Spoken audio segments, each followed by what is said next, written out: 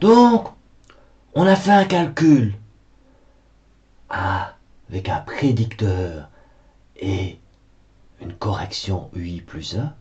Et avec la différence, on peut estimer l'erreur locale. La question, c'est comment estimer le nouveau pas de temps. Alors, comment choisir le nouveau pas de temps?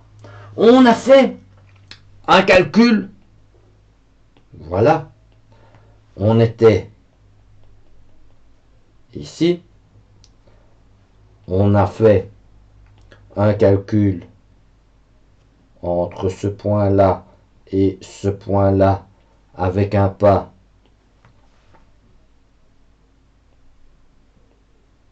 HI. Et on a fait deux calculs. On a fait une prédiction et une correction. Comme ça.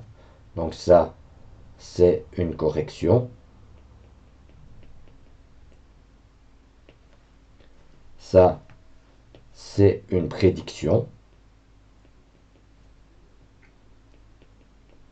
Et l'écart entre les deux a donné une erreur, une estimation de l'erreur. Et donc, à partir de cette différence-ci, je vais estimer l'erreur locale. Et je vais obtenir une estimation qui est θi. Et si j'utilise une méthode d'ordre n, l'erreur locale s'écrit comme une constante h, i, n plus 1. Donc ça, c'est l'erreur locale sur le pas hi d'une méthode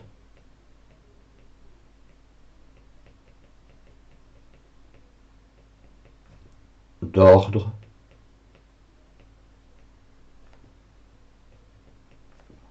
n. Ok? Si tu as une méthode d'ordre n, sur chaque pas de temps, localement, ton ordre, c'est hi n plus 1. Alors, au pas de temps suivant, on peut écrire la même relation. Piloulou, si tu écris la même relation au pas de temps suivant, comme ça, on peut écrire θi plus 1 est égal à c hi plus 1 n plus 1. Alors là, tu dois dire, oui mais monsieur, c'est pas le même C. Non, c'est pas le même C. Mais le C, on ne sait pas très bien à quoi il ressemble. Et on va supposer, c'est faux, hein, on va espérer, on va suggérer que ces deux C sont les mêmes. Ils n'ont aucune raison d'être les mêmes. Parce qu'a priori, sur le nouveau pas de temps hi plus 1, voilà, on devrait avoir ici un CI et là un CI plus 1. Le problème, c'est que si je mets un CI et un CI plus 1 que je ne connais pas, je suis perdu. Et donc, je vais supposer que les CI et les CI plus 1 sont identiques. Supposer que les CI et les CI plus 1 sont identiques, c'est faire un pari de type stratégique.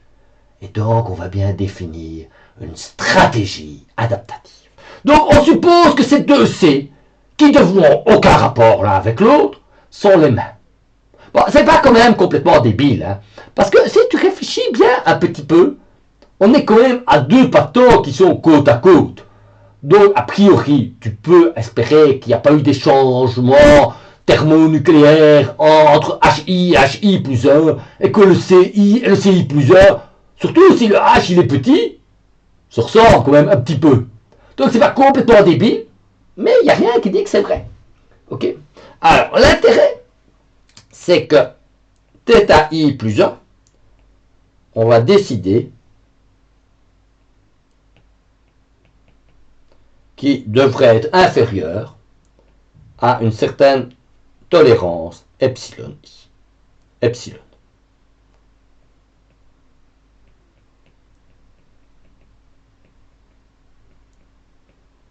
Et maintenant, si tu regardes bien, j'ai epsilon que je fixe. Je voudrais que la nouvelle erreur soit de l'ordre de la tolérance. Je voudrais commettre une erreur locale de par exemple 10 exposant moins 3. Et je voudrais calculer le pas HI plus 1 pour que cette erreur soit approximativement égale à 10 exposant moins 3. Donc, θi, c'est connu. Regarde, je vais t'indiquer tout ce qui est connu. Qu'est-ce qui est connu? Ça, je connais. Ça, je sais que je veux que ça vaille ça. Ça, je connais. Ça, je connais. Ça, je connais. Tu vois que tu as deux équations et deux inconnus. C et HI plus 1. Qu'est-ce que je vais faire? Je vais éliminer le C. Et pour faire ça, je vais écrire que θi plus 1, regarde bien, que je peux écrire, pilou, pilou, pilou, tu écris ça, je peux écrire que θi plus 1 est égal à θi, d'accord? Et si j'extrais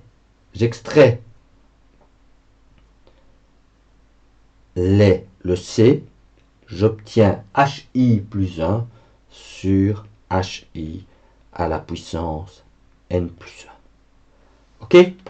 Donc j'ai écrit que C était égal à θi plus 1 divisé par H inib et je les ai mis l'un dans l'autre et j'ai obtenu que θi plus 1 vaut ça.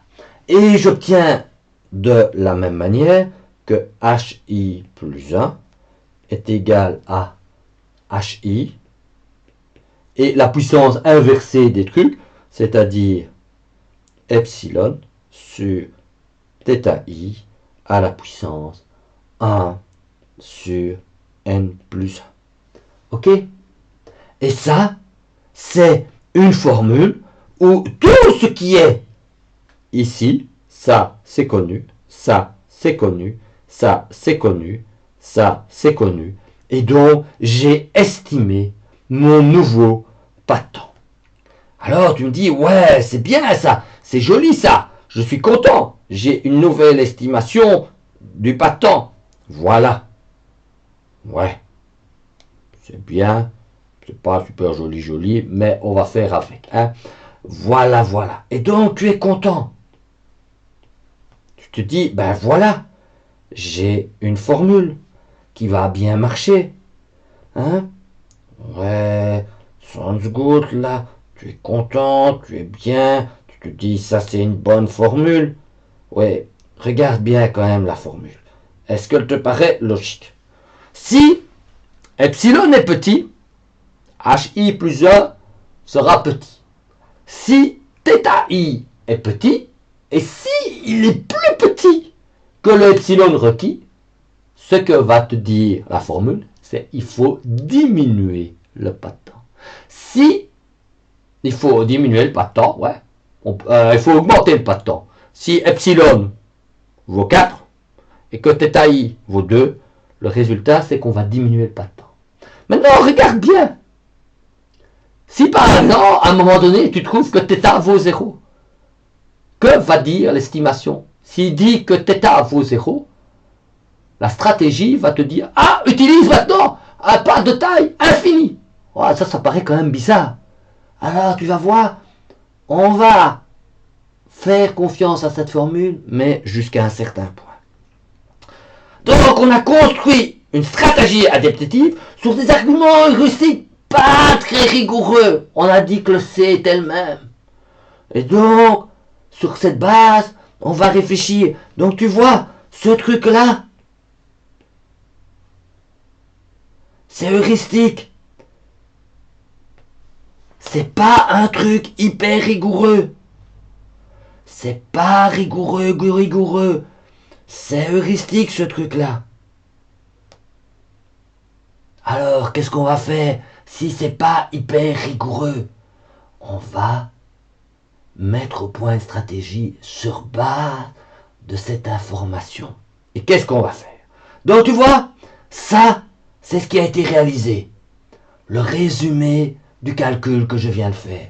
J'ai pris deux relations de type heuristique. J'ai dit, et je te redis encore ici, il n'y a aucune raison, enfin, un petit peu quand même, mais peu de raison, que ce C-là correspond à ce C-là. Et puis, tu vois, j'ai pris le θ plus 1 et je l'ai comparé avec epsilon, et j'ai extrait le C que je ne connais pas, et j'ai obtenu une relation qui fournit HI plus 1 sur base du pas de temps précédent, de la tolérance requise, de l'estimation de l'erreur au pas de temps précédent et de l'ordre de la méthode. Alors, qu'est-ce que tu vas faire? Ah, il faut faire une stratégie adaptative. Tu vois, j'ai mis une stratégie et j'ai mis un grand stratège. Alors, comment fonctionne une stratégie adaptative typique? Ben, on a estimé une erreur à un certain pas de temps. On a obtenu θi. On check. Est-ce que l'erreur estimée est supérieure ou inférieure à la tolérance? Si on a commis une trop grande erreur, et qu'on veut une précision par exemple de 10 exposant moins 3, et qu'on voit qu'on estime qu'on fait une erreur à 10 moins 1, ah c'est pas bien, je veux être plus précis, on va diminuer, on va refaire le calcul, mais avec un pas de temps 2 fois plus petit. En espérant qu'avec un pas de temps 2 fois plus petit, on va satisfaire la précision. Et on refait ça jusqu'au moment où on obtient la précision. Il ne faut quand même pas exagérer. Note bien que j'ai mis ici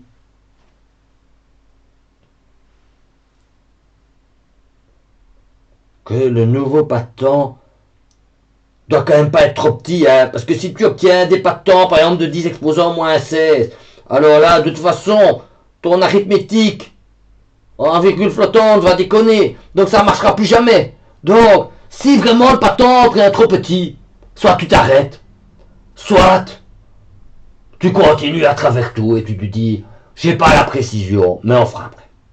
Ensuite, on estime un nouveau pas optimal sur base, si ça marche, si on a la précision requise, sur base de l'erreur locale qui vient d'être commise au pas précédent. Donc on a fait un pas. L'erreur observée, l'erreur estimée est inférieure à la tolérance. Et si elle est bien inférieure à la tolérance, on se dit qu'on pourrait peut-être agrandir le pas de temps. Et on estime le nouveau pas de temps avec la formule que j'ai obtenue. Et tu vois que ce que je vais faire, c'est, si le pas de temps doit être agrandi, je vais l'augmenter de 50%. Pas plus. Même s'il me dit qu'il faut aller 10 fois plus. Parce que si j'agrandis trop fort le pas de temps, je risque de le payer cher.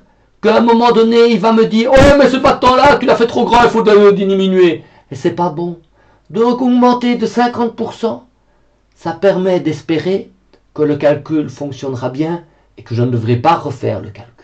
Si le calcul rate, je coupe le pas de temps d'un facteur 2. Et ça marche relativement bien. La plupart des intégrateurs plus ou moins sérieux d'équations différentielles ordinaires utilisent des stratégies adaptatives. Et même en général, la plupart des librairies considèrent qu'utiliser des codes qui n'ont pas une stratégie adaptative, c'est une monstruosité et qu'il ne faut pas faire ça. Et d'ailleurs, si tu regardes dans les séances d'exercice, et même si tu as des estimations d'une solution avec des pas de temps tout différents et que tu veux avoir les valeurs à pas de temps fixe, eh bien on fera une interpolation linéaire. Et Python fait ça très très bien. Et donc, ça, tu arrives aux méthodes plus ou moins sérieuses pour résoudre des vrais problèmes. C'est des méthodes de Runge-Kutta de type adaptatif. Typiquement, des méthodes d'ordre 4 avec une méthode d'ordre 5 est plus ou moins ce qui est utilisé la plupart des fois pour résoudre énormément de problèmes. Mais il y a encore des petits trucs en plus qu'on va vous raconter. Ça, ça sera à l'épisode suivant. On va voir les méthodes d'Adams Bashford Moulton. Oh, encore des petits amis. Ça va nous faire la suite de la grande saga des méthodes numériques pour les équations différentielles ordinaires. Restez à l'écoute, le prochain épisode sera encore plus intéressant. Tiou!